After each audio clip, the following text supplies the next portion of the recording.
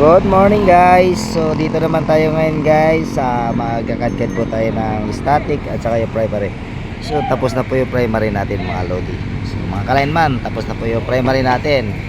So static naman tayo. So ngayon dito ako sa pinakatuktok mga kalainman dahil po ay hindi po abutin ng basket to mga kalainman ano. Pero ayun po sila ay kailangan magtatandim ng dalawang basket doon mga kalainman. Dahil po ay buhay po yan mga kalainman, kaya nilalagyan po natin yung blanket yung paloob na yan at saka yan.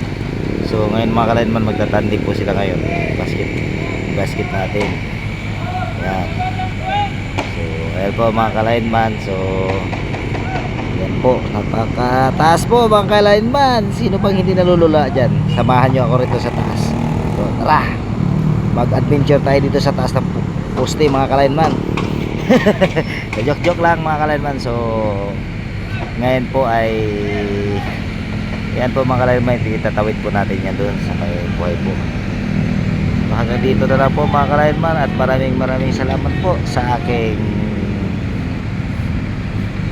mga followers dyan at sa aking mga viewers dyan. So magandang tanghali po sa inyong lahat.